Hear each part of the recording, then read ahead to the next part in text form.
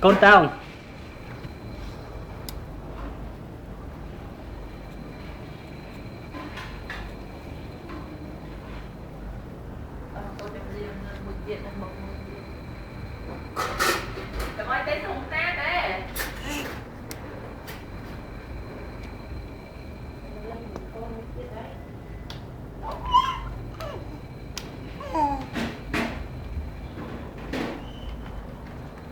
con gì sao đi mất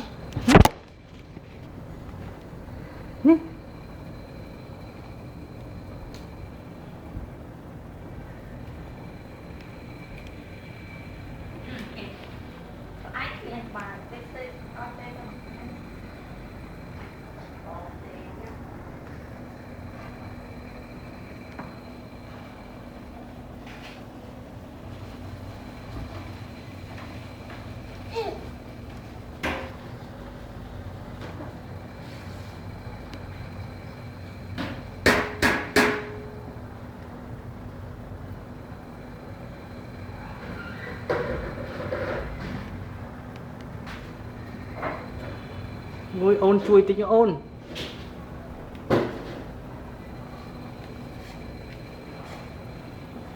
ui ôi ban thằng này câu nhưng mang này chứ ôn chui tí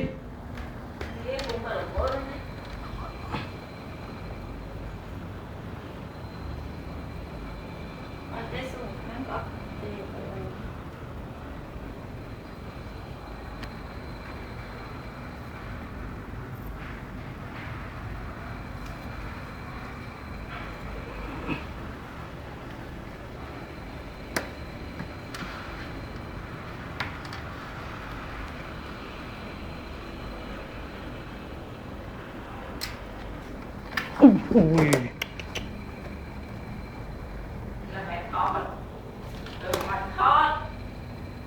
đưa nó trên vai cả ba nó hơi đưa này ở gần tay sụp này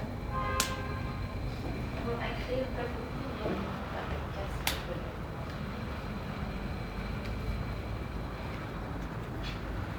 ôn ơi chui tí ôn còn chui tế nè họ bên cạnh đi một cái không to lắm đi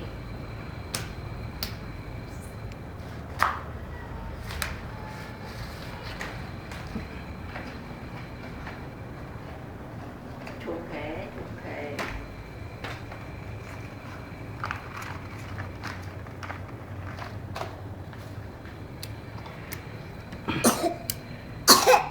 có bị xuông mà nên có nhớ là nó có trộn này bây giờ mà nó đi đúng không? Bỏ lên nè. À cái thằng mà pen mau rồi. Nè ấp cho nè.